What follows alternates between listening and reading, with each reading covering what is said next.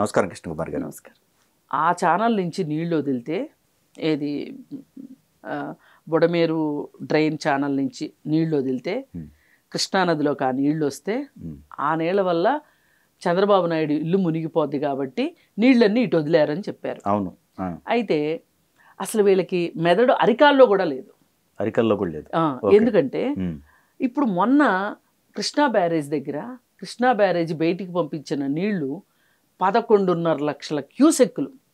ఈ బుడమేరు దగ్గర head regulatory దగ్గర వచ్చిన వాటరు 15,000 క్యూసెక్కులు. ఇప్పుడు మీకు ఒక ఇమాజినేషన్కి చెప్తా. ఒక ఇంత పెద్ద గంగాళం ఉంది, దాని నిండా నీళ్లు ఉన్నాయి. ఈ పక్కన ఒక చిన్న ఉగ్గున్న ఉంది. ఈ గంగాళం కృష్ణానది, ఈ ఉగ్గిన్నే బుడమేరు. ఎన్ని ఉగ్గిన్నెల నీళ్లు గంగాళంలో పోస్తే గంగాళం నిండుతుంది. అంటే వీళ్ళకి అసలు ఇక్కడ ప్రవహించే నీళ్ళెన్ని, ఈ వాగు నుంచి కృష్ణానదిలో ప్రవాహం ఎంత, అసలు దాని వేగం ఎంత, ఎన్ని క్యూసెక్కులు అనేది తెలిస్తే, అసలు కృష్ణానది నీటి మొత్తం ఎంతో వీళ్ళకి తెలిస్తే వీళ్ళు ఈ చెత్త వాగుడంతా వాక్కుండా ఉంటారు. ఏమీ తెలియదు.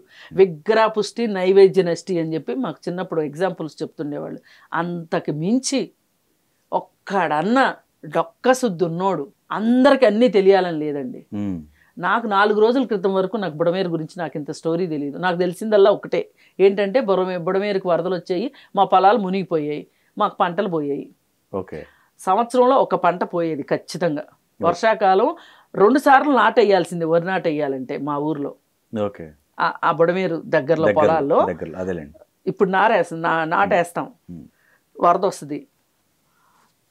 ఒక రోజులో వరద వెళ్ళిపోయింది అనుకోండి, ఆ వరి మొక్కలు బతుకుతాయి. నాట్లు 2 రోజులు అనుకోండి, సగం చస్తాయి, సగం బతుకుతాయి. 3-4 రోజులు నీళ్ళలోనే ఉన్నాయి అనుకోండి, చచ్చిపోతాయి. ఆ వరద వెళ్ళిపోయాక మళ్ళీ నాటేసుకోవటం. నారు కావాలా అప్పటికప్పుడు, నాటు కూలియా, మళ్ళీ దమ్ము చేసుకోవాలా, ఎంత కష్టం, రైతుకి ఎంత నష్టం. అయినా భరించేవాళ్ళం. ఏం చేస్తాం, మాకు అది ఒక్కడే తెలుసు. మొన్నటిదాకా ఏం కథలు చెప్పారండి. మున్నేరు వాగులోంచి నీరు, ఖమ్మం నుంచి వచ్చిన నీళ్లు అని చెప్పారు. మున్నేరు వాగుకి ఈ బుడమేరుకి 40 కిలోమీటర్ల డిస్టెన్స్ ఉంది.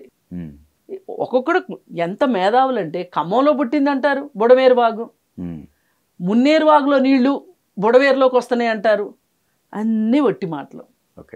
పైగా ఇవాళ ఇంకొక ప్రమాదం ఏంటి అంటే, ఈ చేపల చెరువుల్ని తీయకపోతే అక్కడ కాలుష్యం. అలాగే ఎంత త్వరగా వీలైతే అంత తొందరగా VTPS వాళ్ళతోటి మాట్లాడి ఆ డ్రైన్ క్లీన్ చేయించడం ఒకటి. అలాగే ఆపరేషన్ కొల్లేరు ఆగిపోవటం వల్ల కూడా ఇవాళ ఇంత వరదలు వచ్చినాయి. ఇప్పుడు నీళ్లు అక్కడికి వెళ్ళాలి, మామూలుగా న్యాచురల్ గ్రావిటీలో వెళ్ళిపోతాయండి నీళ్లు. ఇప్పుడు మన గండిపేట నుంచి హైదరాబాద్లో న్యాచురల్ గ్రావిటీలో మైదీపట్నం దగ్గర ఫిల్టర్ బెడ్ దగ్గరికి వచ్చేస్తాయండి నీళ్లు. మనకి అసలు ఇంజిన్లతో పని లేదు గండిపేట నుంచి నీళ్ళు వచ్చేదానికి, ఎందుకంటే గ్రావిటీ అలా ఉంది. ఇప్పుడు బుడమేరు కూడా అంతే, గ్రావిటీ అలా ఉంది, కిందకి వెళ్ళిపోతాయి, వద్దన్నా వెళ్ళిపోతాయి. కానీ ఆ చివర ఆ కొల్లేరు చెరువులు చేపల చెరువుల వల్ల నీళ్ళు వెళ్ళట్లా, అందువల్ల కూడా వెనక్కి తంతున్నాయి నీళ్లు. ఇప్పుడు ఒక పక్కన ఇక్కడ VTPS కాలువ నుంచి నీళ్లు వెనక్కి వచ్చి, అట్నుంచి నీళ్లు వెనక్కి వచ్చేసరికి ఇంత విధ్వంసం జరిగింది. ఇప్పుడు హైడ్రా తరహాలో విజయవాడలో కానీ ఆంధ్రప్రదేశ్లో ఎక్కడైనా ఇట్లాంటి పరిస్థితులు వచ్చిన దగ్గర ఈ విధంగా ఇంత కఠినంగా చేస్తే తప్పితే ఇక తన లేదు, మన లేదు, మనోడు లేదు, పక్కోడు లేడు, తొక్కుకుంటా తోసుకుంటా వెళ్ళిపోవటమే.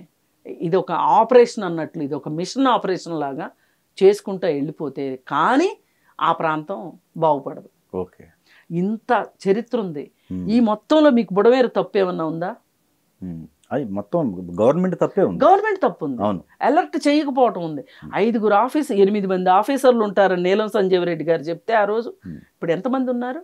అక్కడ ఒక ఎలక్ట్రికల్ రూమ్ ఇచ్చారు దీనికోసం, అక్కడ ఎలక్ట్రిసిటీ పనిచేయట్లేదంట. మొన్న గేట్లు దించాలి అంటే, దించాలన్నా ఎత్తాలన్నా కొన్ని పని చేయలేదంట. 5 సంవత్సరాల నుంచి గ్రీస్ పూయలేదంట. ఆలోచించండి మీరు, వ్యవస్థలు ఎట్లా నిద్రపోయినాయి. పైగా మొన్న వరద వస్తుంటే వీళ్ళు ఇంకా షో చేస్తున్నారు. ఎందుకంటే చేస్తారండి, ఇంత చేస్తున్నారు ఎందుకు? ఫేస్ సేవింగ్, ఇంకా అంతకంటే ఏముంది ఇప్పుడు వాళ్ళకి? అసలు ప్రజలు కూడా ఎందుకు అసలు ప్రజలు నమ్మరండి. ఇప్పుడు హుద్హుద్ తుఫాన్ అప్పుడు చంద్రబాబు నాయుడు చేసిన దానికి ఇప్పుడు చేస్తున్న దానికి మధ్యలో ఈ జగన్మోహన్ రెడ్డి అనే మనిషి వచ్చాడు కాబట్టి చంద్రబాబు నాయుడిని వాళ్ళు ఆకాశానికి ఎత్తుతున్నారు. కానీ అదే జగన్మోహన్ రెడ్డి కనుక మధ్యలో రాకపోయి ఉంటే ఏమీ చెయ్యని మనిషి ఒక మనిషి వచ్చాడు కాబట్టి వీళ్ళకి చంద్రబాబు నాయుడు విలువ తెలుస్తుంది. ఇప్పుడు జేజేలు కొడుతున్నారు. లేదు అంటే ఆ ముఖ్యమంత్రి ఆ మాత్రం జైకి ఏం చేస్తాడేంటి అని ఉండేవాళ్ళు. ఓకే, అది ఇక్కడ ఇక్కడ అదే ఇతను ఉండటం వల్ల అది ఇప్పుడు ఏదనేది తెలుస్తుంది. సమాజంలోనండి ఎలా ఉండాలో చూపించేవాళ్ళు కొంతమంది ఉంటారు, ఎలా ఉండకూడదో చూపించేవాళ్ళు కూడా ఉంటారు. సమాజంలో వాళ్ళు కూడా అవసరమే అప్పుడప్పుడు. ఎందుకంటే అప్పుడే కదా తెలుస్తుంది ఎలా ఉండకూడదో చూపిస్తున్నారు వాళ్ళు. వాళ్ళొక ఎగ్జాంపుల్, లివింగ్ ఎగ్జాంపుల్, వీళ్ళొక లివింగ్ ఎగ్జాంపుల్.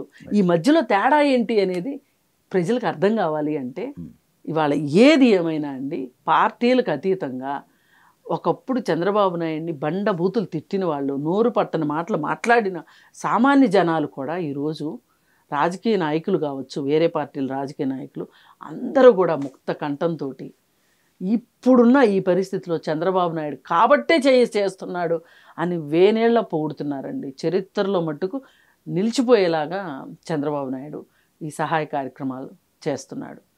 నిజంగా 74 ఏళ్ల వయసులో చెయ్యకపోతే మట్టుకు ఏమవుతుందండి? కలెక్టర్ ఆఫీస్లో కూర్చుని కూడా ఆదేశాలు ఇవ్వచ్చు కదా. ఆయన అదే చెప్పారు జగన్ గారు వచ్చి. ఒక 6 రోజులు బయటకు రాకుండా కలెక్టర్ వాళ్ళకి చెప్తే తర్వాత వచ్చి రివ్యూ చేసుకోవచ్చు కానీ అన్నారు కదా. నేను ఇప్పుడు దీని కొనసాగింపుకు ఒక మాట చెప్పనా?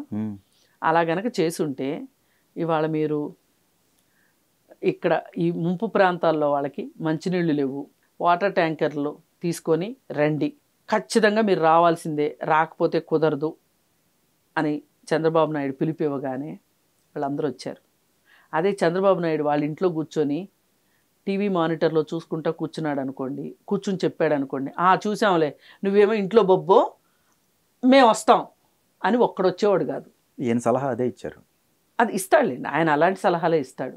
ఇవాళ చంద్రబాబు నాయుడు జనాల్లో కనిపిస్తున్నాడు కాబట్టి, అందరికీ ఒక ధైర్యం నింపేదానికి ఉన్నాడు కాబట్టి, మీరు ఈ పని చేయండి, మీరు ఈ పని చేయండి ఆయన చేసి చూపించి చెప్తున్నాడు కాబట్టి చేస్తున్నారు జనాలు. ఇప్పుడు సరుకులు వస్తున్న వీడియోలు, వాటర్ ట్యాంకులు వచ్చిన వీడియోలు అన్నీ చూస్తున్నాం కదా, కిలోమీటర్ల లెక్క. ఆ వాటర్ ట్యాంకర్లు చూస్తే అసలు ఏంటిది, ఏమై ఉంటుంది తెలియని వాళ్ళకి అవన్నీ వచ్చి గొల్లపూడి దగ్గర స్కూల్లో ఆగి పార్కింగ్ చేసుకొని అక్కడి నుంచి ఎక్కడికి ఏ ట్యాంకర్ వెళ్ళాలి అని రాత్రిపూట 2:30 అప్పుడు కూడా పోలీసులు నిలువు కాళ్ళ మీద నుంచొని మహిళా పోలీసులు కూడా డ్యూటీ చేస్తున్నారు అంటే ఆయన ఉన్నాడు, ఆయన చేస్తున్నాడు, మనం ఇంట్లో కూర్చుంటే కుదరదు అని చేస్తున్నారు. నిజంగా ఇలాంటి టైంలో చేసిన వాళ్ళకండి చాలా తృప్తి మిగులుతుంది. ఇప్పుడు మనం కనీసం అక్కడ చేయలేకపోయినా చేసిన మంచి గురించి మాట్లాడితే ఇలాంటి టైంలో రాజకీయాలు చేసేవాళ్ళనండి రాజకీయాలకు పనికిరారండి, రాజకీయాలకు పనికిరారు. నిజానికి సినిమాల్లో చూపిస్తారే, ఏది నరకంలో నూనెలో వేయిస్తారు, మొక్కలు కోస్తారు అని చెప్తా ఉంటారే, అలాంటి శిక్షలకు వీళ్ళు అర్హులు నన్ను అడిగితే. ఇప్పుడు అసలు మీకు చేతనైతే మీరు కూడా కలిసి పనిచేయాల్సిన సందర్భం. ఇప్పుడు నిన్నగా మొన్న ఒక మహానుభావుడు ఒక ఎగ్జాంపుల్ చూపించాడు, జోగి రమేష్ గారు. మా ప్రాంతం ఆయన కూడా ఫెర్రీ ఊర్లో ఉంటాడు. అంటే ఊర్లో ఇల్లు కట్టాడు అందరి ముందు షో చేయటానికి, కానీ ఆ ఇంట్లో పెద్దగా ఉండడు, సిటీలోనే ఉంటాడు. ఆయన మాజీ మంత్రి. అయితే ఆయన 3 అంతస్తుల బిల్డింగ్ కట్టి కింద సెల్లార్లో కొంచెం నీళ్ళు వచ్చినాయండి ఆయనకి.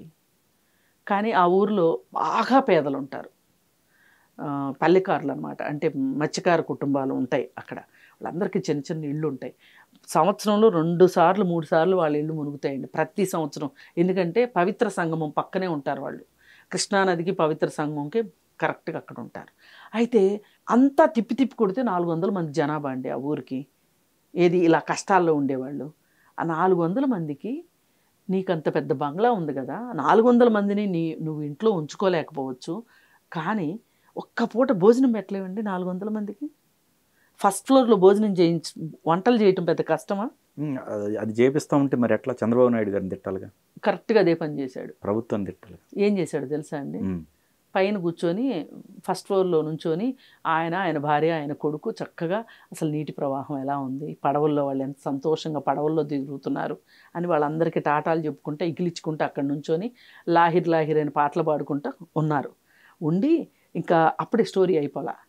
ఒక 4 సూట్ కేసుల్లో బట్టలు సర్దుకుని కిందకొచ్చి పడవలో సూట్ కేసులు పెట్టుకొని, చంద్రబాబు నాయుడు గారు మా ఊరిని పట్టించుకోలేదు, మా ఊరు వచ్చి మా బాధితులను పట్టించుకోలేదు, ఇక్కడ అసలు సౌకర్యాలు ఏమీ లేవు, కనీస సౌకర్యాలు కూడా లేవు, కాబట్టి నేను దానికి నిరసనగా విజయవాడ వెళ్ళిపోతున్నాను, బెజవాడ వెళ్ళిపోతున్నాను అని చెప్పి బెజవాడ వచ్చాడు. ఒక మాజీ మంత్రి చేసే పనే ఇది. ఒక మాజీ మంత్రిగా నువ్వు ఏ ఎంఆర్ఓకి ఫోన్ చేస్తే నీకు పని చేయరు, ఏ పోలీసుకి ఫోన్ చేస్తే పని చేయరు. ఒక జేసీబీ డ్రైవర్ అండి, పోతే నేను ఒక్కడిని పోతా, వస్తే 10 మంది వెనక్కి వస్తామని చెప్పి వెళ్ళాడు. కావాలా అక్కర్లేదా? ఇవాళ కావాల్సింది రాజకీయ నాయకులకి అదే. ఎందుకు వీళ్ళు ఈ నిమ్మల రామానాయుడు ఇరిగేషన్ మినిస్టర్ వచ్చి అక్కడ నుంచొని, ఆయన కూడా కలెక్టర్ ఆఫీస్లో కూర్చొని చెప్పొచ్చుగా, ఆ ఏరియాలో వచ్చి నుంచొని గొడుగేసుకొని నుంచొని వర్షంలో తడుస్తా గంటలు ఎందుకు పూడిపిస్తున్నాడు? ఎలక్షన్ అప్పుడే కాదండి, ఎలక్షన్ అయిపోయిన తర్వాత కూడా అసలు వీళ్ళ అవసరం ఏంటనేది అర్థమవుతుంది ఆంధ్రప్రదేశ్ కదా. ఖచ్చితంగా. అసలు నేను ఈ విషయం చూసి జీర్ణించుకోలేకపోయానండి. ఏది ఈ జోగి రమేష్ ఇలా వెళ్ళిపోవటం. నిజంగా ఇప్పుడు ఆయన ఉన్న ఊరు నుంచి ఒక 10 ఊళ్ళు చాలా విలయతాండవం ఉంటుంది ఎప్పుడు. అది కృష్ణానది పరివాహక ప్రాంతాలు, కొటికలపూడి, జూపూడి, మూలపాడు. ఈయన 2:30కి వెళ్ళొచ్చాడు, అర్ధరాత్రి 2:30కి జూపూడి అవన్నీ ఇబ్రహీంపట్నం అంతా ఎలా ఉంది ఏంటి ఎక్కడ ఏ పని అవసరం అనేది అధికారుల మీద ఆధారపడుకోకుండా చూసొచ్చాడు. పైగా ఈ నీటి ప్రవాహం పెరుగుతుంది అనే ఒక అలర్ట్ కూడా వచ్చింది. ఆ అలర్ట్ని కనుక కరెక్ట్గా దాన్ని యూజ్ చేసుకుని ఉన్నట్లయితే ఆ అధికారులు పై అధికారులకి కరెక్ట్గా చెప్పుండి వాళ్ళు కరెక్ట్గా రెస్పాండ్ అయ్యి ఉంటే కనుక ఇంత వరద కూడా, అంటే ఏం చేసేవాళ్ళు అంటే వరదను ఎవరు ఆపలేరు, వరదను ఆపటం కష్టం, కానీ ఈ ప్రజల సురక్షిత ప్రాంతాలకి తరలించేవాడు. ఒక 8 గంటలు 7 గంటలు చాలదా అండి? ఎవరి కాళ్ళకి అందరికీ చెప్పేసేసి టీవీల్లో చెప్పేసేసి విలువైన వస్తువులు తీసుకొని మీరు బయటకు వచ్చేసేయండి, మీరు ఇళ్లలో ఉండొద్దు అంటే వచ్చేవాళ్ళకి, అవునా కాదా? కనీసం గ్రౌండ్ ఫ్లోర్లో వాళ్ళన్నా వచ్చేసేవాళ్ళుగా, అప్పుడు ఇంత ప్రమాదం తప్పేది కదా. అంటే ఇది కూడా చెయ్యని అధికారులు ఉన్నారు. అంటే ఈ 5 సంవత్సరాల నుంచి హ్యాపీగా జీతాలు తీసుకుంటూ అప్పుడప్పుడు పని చేసుకుంటూ తూతూ మంత్రం పనులు చేసి బాగా మన్ను తిన్న జర్రిపాము అంటారు పల్లెటూరు భాషలో, లేదంటే నల్లమందు తిన్నోడికి లాగా వీళ్ళు ఉండిపోయారు. ఉండిపోయి ఇవాళ ఇంత వరద రావటానికి అధికారుల అప్రమత్తతే కారణం. ప్రకృతి ఉండొచ్చు, విలయతాండవం కావచ్చు, కానీ మ్యాన్మేడ్ మిస్టేక్స్ చేయకూడదు కదా. మనుషులుగా ఇప్పుడు ప్రకృతి కన్నా మేము తెలివైన వాళ్ళమని కదా మనం అనుకుంటాము, మేము ప్రకృతిని శాసించగలమనే కదా ఇన్ని వెధవ పనులు చేస్తున్నారు మీరు.